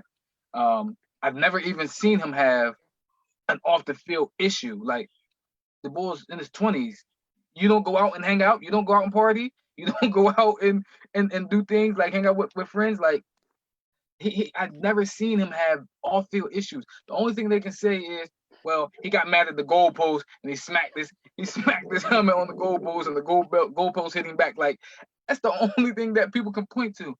Other than that, he's never been this bad guy that people want to keep portraying him to be. He's never been that. Odell Beckham from what I see is he's a ball player. He's a ball player. He can be a little diva-ish, but almost all the wide receivers can be diva-ish. So I've never seen. I never get how people portray him as this cancer. You know what I mean? So, but yeah, my little rant on Odell. My number 2 is Tyreek Hill, man. Much like you just said, like with that wow factor, that splash play, that home run threat, that whatever. Tyreek Hill is that, man. You put him anywhere, like slot outside, in the backfield, running punts, kickoff returns, in the realms, The boy's just explosive. Um, I would say, like you Where said, did he like come from? he came from Alabama A. I think he came from a. I think he came from a. I'm gonna say HBCU. But he came from like an Alabama something. I forget what it was Alabama State. I can't remember, but he came from Alabama. The boy is in the 6th round. The only reason he dropped that low is because he had behavior issues. Oh, okay. So West Alabama Tigers. West Alabama, okay. Then he was at Oklahoma State, and then he transferred to Garden City Community College. Or And yeah, Andy Reid found him. But yeah, like explosive. He's explosive, man. I think when you talk about most talented wide receivers in the NFL, I think because he's small and they think he's just a fast wide receiver. He'll he'll go up and get it. He'll run across the middle. There's don't nothing, remind me. huh? I said, don't remind me. Oh yeah. There's nothing that he can't do. And the only reason he's not number one on my list is because that monster that's in the NFL. That's the only reason he's not number one on my list. Oh, I'm gonna go out on a limb and say we probably had the same 2 and 1. Yeah, everybody. Dwayne's giving me the poker face, but I don't really think Tyreek Hill's number 2. I got Tyreek Hill number 2. That's all I'm gonna say. I don't want to speak on because our last loss was to the Chiefs. So, Tyreek Hill, I'll give you your due at number 2. Yeah, we all got the same number 2 and number 1. I just knew Biv was gonna be like, yeah, this is what my number 2 is. Don was like, well, wait a minute. He still ain't made no face yet. Like, man, listen, my man gonna be stone face all the way to the end, bro. I thought they were gonna be like, well, but we all got the same number 1. So I thought the thing about it is, I feel like both of those guys, what people will say, because I'm pretty sure who'd y'all have at number 1? Just Michael so Thomas. Michael Thomas. Michael Thomas. Okay. I feel like most people, especially people that really don't dig into the game, will say, well, he plays with Pat Mahomes and he plays with Drew Brees. He plays in Andy Reid's system. He plays in Sean Payton's system. You know what I mean? And I feel like people will discredit what it is that they're doing. And Michael Thomas, to me, I said it last week with Christian McCaffrey. You know he's getting the ball. Who else is Drew Brees going to throw it to? Exactly. And you can't stop it. And you know it's coming. You know it's coming. Like dude is averaging like 118 receptions a season, bro. A season. And it's his catch percentage as That's well. What I was gonna say. That's what I was gonna say. When people you're the number 1, you know you're the target, and you still not even you still your catch rating, like you can catch the ball everywhere, anywhere.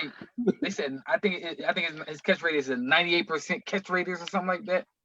And he went to Ohio State. Go figure. Yo, yeah, Michael Thomas. That's the only reason I was gonna put him number 2 and put Tyreek Hill at number 1. I can't be that biased. But I couldn't be that biased. Couldn't be that biased. Well, that was the only reason I would have put him at number 2.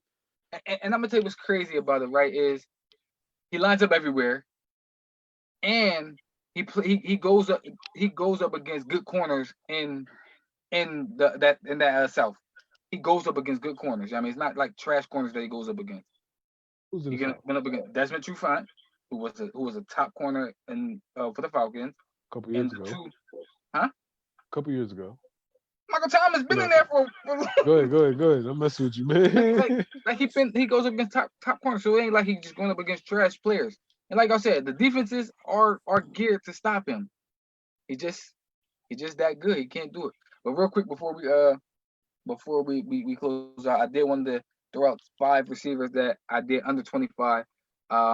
Chris Godwin, DJ Moore, Cortland Sutton, Calvin Ridley, and DK Metcalf. I wanted to show them some No, love. he gets no love on my list. He's in Seattle. There's no way in the world you will listen. We should have drafted you, buddy, but listen, we didn't. So either way, DK Metcalf, this guy, bro. Listen, he killed. Another He killed us guy, twice. another guy we didn't. Another guy that we didn't. I don't think anybody mentioned was Juju. Yeah, Oh, you know what's crazy? I thank you, babe. When we first started it, I said, man, Juju, like that's the first name came in my mouth. And now I'm looking at my list. He's not even on my list. Like, no, he's not on mine either. Juju should be on the list. He should legit be on the list. He should legit be on. He should legit be on our honorable mention list. Not even under my top 25 list. He should legit be on my honorable mention list. You said crazy. Not on your 5 though. You said not on your 5. I'm talking about not under my top 5 under 25. He should legit be on my. Remember who you have at 5. Oh, you said under 25, not 27. Yeah, under 25. But okay. He should legit. He wouldn't be. Juju wouldn't be above my top 5. He wouldn't be even if he's on the list. He wouldn't be above my top 5. What about another guy that I don't think you guys mentioned was from Cincinnati, man, Tyler Boyd. I like Tyler. I liked him during fantasy season a couple years ago. I do like Tyler, but as far even in my top, like I named 15 receivers. I just rattled off 15 receivers. I don't know if he would be ahead of any of those 15 receivers. Even with Juju. Nah, Cooper Kupp is the white assassin, boy. No, he's just an assassin. Don't put it. You're right. I'm sorry. He's an assassin. I'm messing you up. He's an assassin. I'm not. I like all people. He's like he said I like all people. Another name. It's a guy that like he shined in a place and then he kind of just been like shipped around since then. Brandon Cooks. And I'm gonna say this. This is what I say about Brandon Cooks. He does get shipped around a lot, but no matter where he is, he produces. Yeah. And it's crazy to think that why does he keep getting shipped around when he produces everywhere he goes? Everywhere he goes, he produces. That man has an authority I like him problem. in Houston. Like, listen, I like him in Houston too. Like people keep thinking that like Deshaun gonna take a step back, not having D Hop. Brandon Cooks is no D Hop, and I will never ever say that. You got more to play with. Never say that. But like now you don't feel like you have to look over there. Right. You know what I mean? You don't feel like you have to make sure that Hop is at least number 2 in my progression. Because if he ain't 1 or 2, that play needs to be thrown out. But now you can actually focus on doing. Yeah, but then you can make sure. Now you can make sure you go through your reads and go through your progressions. You know what I mean? Whatever it may be, left or right. You know what I mean? Deep the short, whatever it may be. I like what they did, especially getting David Johnson too. I do like if David Johnson can turn back into David Johnson that he was the number 1 fantasy pick a few years ago. Yeah, if he can turn back into that, add in Brandon Cooks, like because that's a track team over there. Patrick Mahomes got a track team. Houston got a track team now. And if David Johnson and Will Fuller, oh my God, Will Fuller, and you got man. Yeah, well, all of them got to stay healthy. Yeah, of course. Their whole team got to stay healthy. Their whole team got to stay healthy. I can say Deshaun Watson, David Johnson, Will Fuller, Brandon Cooks. They all got to stay healthy. Yep. Come on, you cut us off already? Oh, no, don't do that. I would say otherwise, Phillip Rivers is gonna win that division. Wait a minute. Listen, I think Phillip Rivers might win the division already. In Indianapolis? Hey, listen, that when we do our show, we're gonna see. Whoa, why not? Why not, Tamon? I think the Texans are the favorite. Dude, like, I just said it. They did. If the if the Texans don't stay healthy, Phillip Rivers will win that division. Yes, I would have the Texans as favorite in it. No, the Titans too. Let me ask you this question. Oh my God, the Titans that was a one-trick pony. Like you see, you will never get that out of Ryan Tannehill or Derrick Henry again. You better that was a short window. Mike Vrabel better be looking for part 2. Look down the line because he is not going to get that same production this year. Listen, everyone sees that coming now. If they can throw the ball, because he do got 2 horses on the outside and he got a tight end. But one thing I want to say to you is, if Andrew Luck was in Indianapolis, would it still be a clear cut that Houston is the favorite? On paper, yes. In my opinion, yeah. I say no. Man, listen, bro. I When I think see, man, I think like you that's said, just if I David, think if that's something that David, don't get different talked dude, about a man. lot. I if think that's Andrew just Luck David, just a different dude, man. he Andrew Luck just a is. different dude. I But think that's what I just something Andrew that don't get Luck, talked about a lot. Man, listen, what they got with Deshaun Watson, and then you got David Johnson if he returns, and then you have a very good wide receiving core, and then you already have a decent defense, to where like you showed, yeah, the Chiefs came back, but you was up in Yeah, it was Kansas up. City, bro. It So was up. like, and they made some additions to make them better. I Like you said, taking away DeAndre Hopkins, not going to replace him. But overall, as a unit, they've gotten better as a team. And I can see I can hear that. I can understand that. But come I on. think I'm not even Dom. I'm pretty sure I'm probably going to take your argument, bro. I'm pretty sure. Who's is the dude? Is the same dude coaching? it is. It is. And It is. enough said. Then enough said. Enough and said. he GMing out there, he's doing it all. He out there doing Enough it all. said, man. Enough said, man. Enough said. That same dude What's wrong with coaching. Bill, man? Like, What's wrong you with Bill? ask him what's wrong with him, because I'm still trying to figure it out myself. Still trying to figure out how he got the He trying to job. be the other Bill. That's what he trying to be. He trying to be the other Bill. I'm Like, trying to figure out how he got the job. He was what 500 at Penn State, and all of a sudden he's the head coach. Well, he came highly recommended. Yeah, so is my guy, the offensive coordinator for the Chiefs too, right? He I black. don't want. It's like, I don't. well, that is true. That is true. Actually, you know what? That's a great topic that we can do one day. Yeah. Write that down too. Coaching trees, Yeah. because there are some really good ones, and there are some really bad ones. Yeah, I'm excited about that. Now you brought it up because I'm gonna tell you why. I think one person that you think should have a good coaching tree, his coaching tree is terrible. But he came from a coaching tree. So Okay, he's part of a branch. I think So all of them. I think a lot of them came from coaching trees. That links all the way back to Big Bill, if you want to be quite A honest. lot of them came from coaching trees. Andy Reid came from Mike Holmgren. Yeah. Yeah. So Mike Humphrey, he had Mariucci too. Yeah, so yeah, I mean, all of them came from coaching trees. I mean, some of them became trees themselves, and other ones became just leaves. Yeah. Well, shout out to the Shanahan family. Let's go get one. Yeah, okay.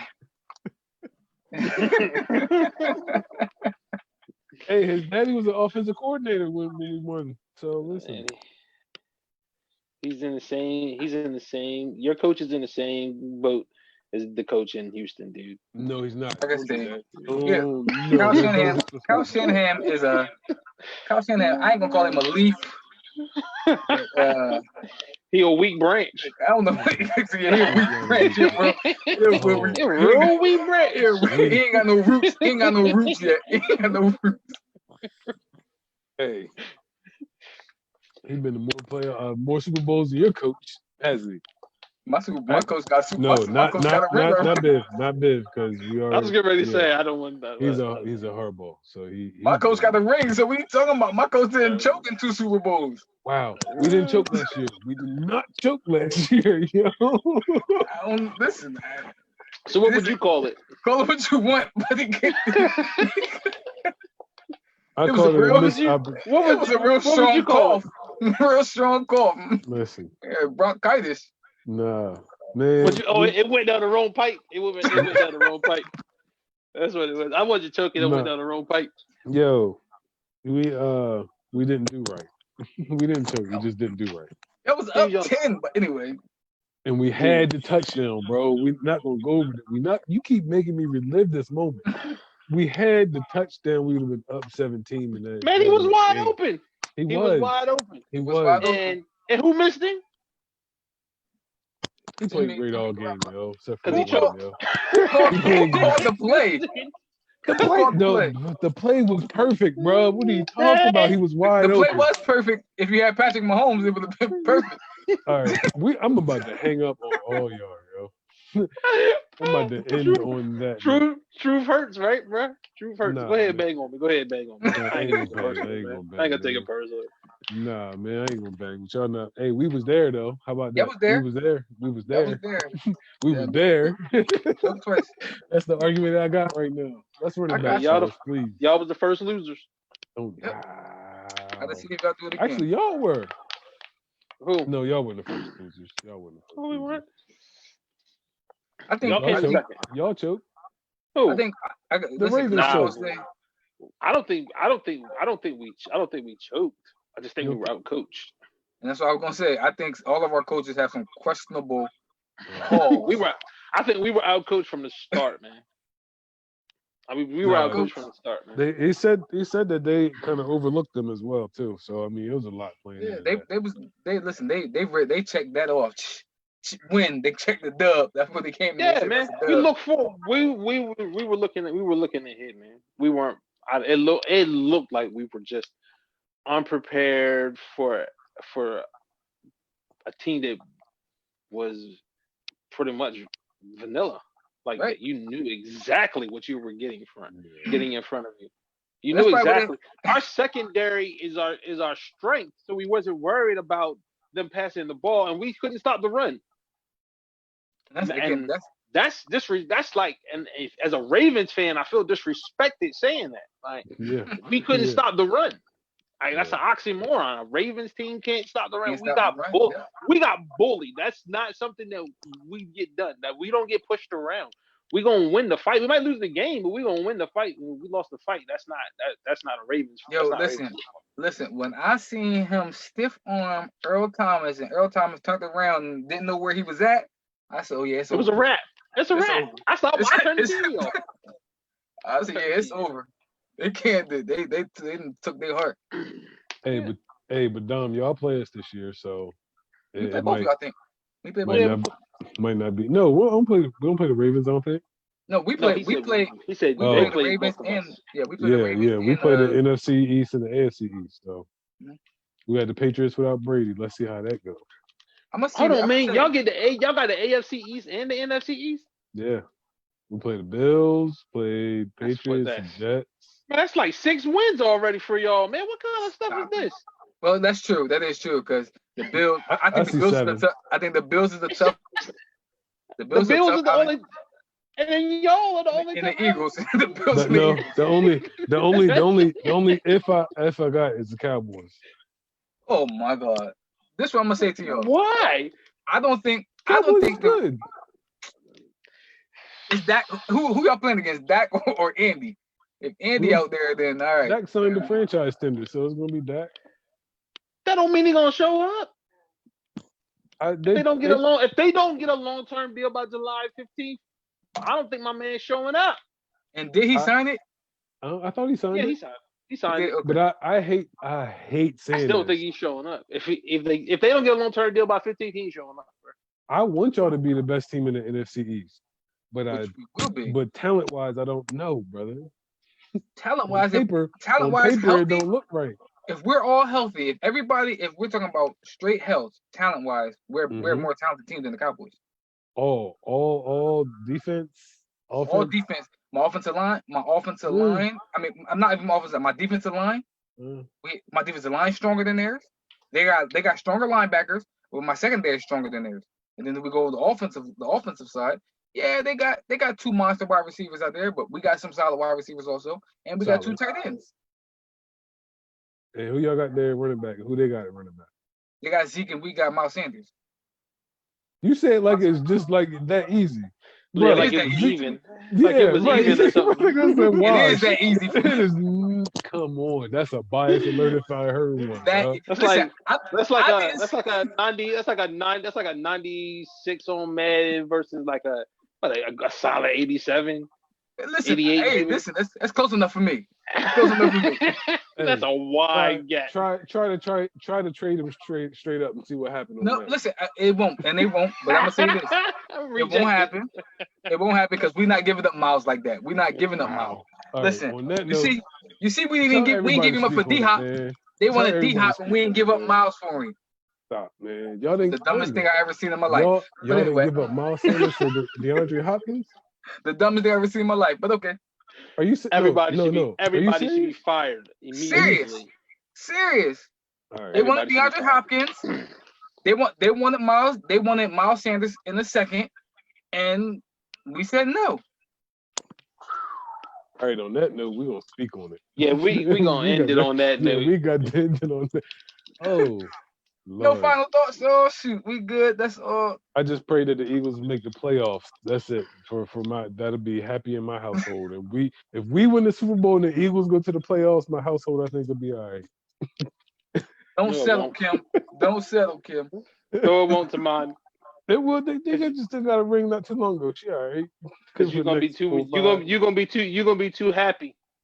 No. She'll cheer. She'll cheer. That's her second team, so she'll cheer. She'll cheer. But it ain't her first. Nah, I want to see what is it? Week 8, week 9, whatever. I'm gonna be upstairs. She's gonna be down here, or vice versa. Either way, it's gonna be split for them 3.5 hours. My final thoughts is the 49ers going 6-10. All right, where's the end button, yo? Where is that damn end button, yo? Man, and that's after playing the NFC East and the AFC Listen, East. 6 and Yep, 10, bro. that's their 6-10. That That's is their 6 wins. That's their 6 wins. Disrespectful. 6 and Yeah. 10. Y'all gonna mess around with 6 and 10. The Rams did struggle after losing in the Super Bowl a couple That's years. the Rams. That's the Rams. We're not the Rams. We are not the Rams. Y'all legit are probably the third best team in that division. What is the Jeez Louise. Wow. So who's the first two? And you say Arizona, man. Seattle and Arizona. All right. On that note, we thank you guys for tuning in. That means they might be the fourth then. Wow. the We Rams. apologize for the BS that's coming out of everybody's mouth tonight. We apologize. Yo. Come on, y'all overachieved last year, man. Like be for real, man. This is just Overachieved. Y'all overachieved.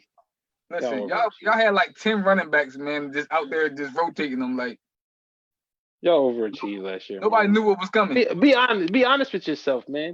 Okay. Can I be honest? Y'all, and then I'll be honest. You were happy. You were happy if y'all were a wild card team last year. I'm 500 wild card team. Wow, shit. 500. Okay. So I wanted my team to go at least 9-7 in the wild card, and that's what I expected, right? And in my opinion, they did overachieve. But in my defense, this is the year that I thought that we was gonna make some noise. So we here now, and we just went to the bowl. Wait. We just went to the bowl last year. Everything is pretty much in place except for a little couple injuries, but we are going to where's it at this year? Tampa. We're gonna go to Tampa and play either it'll be me and Dwayne gonna talk noise or it's gonna be a rematch of last year. Stop it. Anyway, that is way too early. Everything is not in place. Right. Y'all lost Joe. We don't know what we're gonna get in. We just got Trent Robinson. We don't know what we're gonna get in Trent. Okay. Y'all lost. Y'all got him for a 3rd and a 5th, right? Y'all lost Emmanuel. Yeah, y'all got him for a 3rd and 5th. Okay. Y'all lost Emmanuel Sanders. Okay, we got Jalen Hurd coming in as well as the young boy from Arizona State. Yo, if you say Jalen Hurd again, I will. We don't even know what he is. We don't even know what Brandon Ayuk is. Neither one of them. We don't. But listen, y'all lost Breida. Okay, we still got Mozart. Hopefully McKinnon stays healthy at least for the first regular season game. Jeez. Hopefully Jimmy ain't got no hangover for missing that throw. Missing that throw. That too. It's a lot. That's what I'm saying, listen, man. Quarterback wise,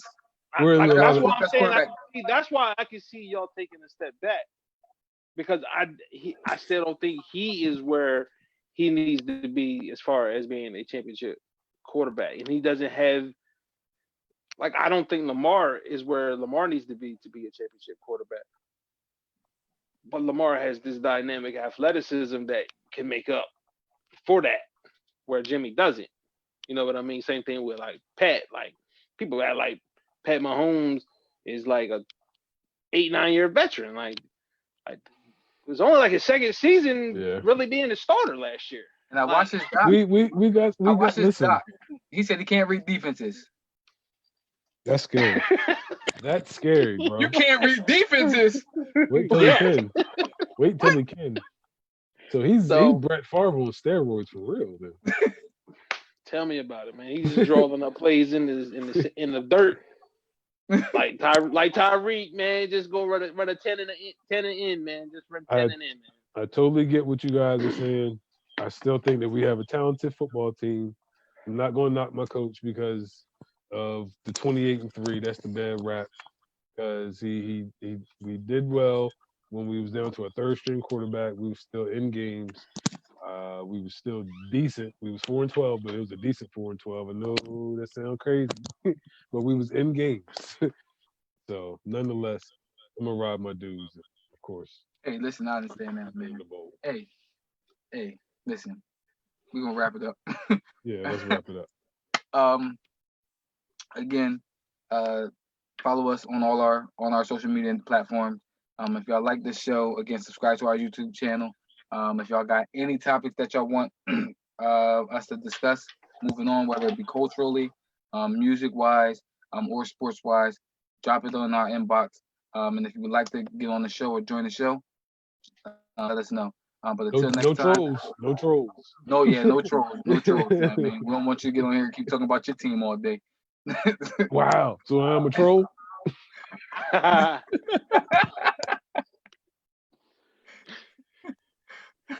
But until next time, man, we're gonna tell y'all speak on it, man.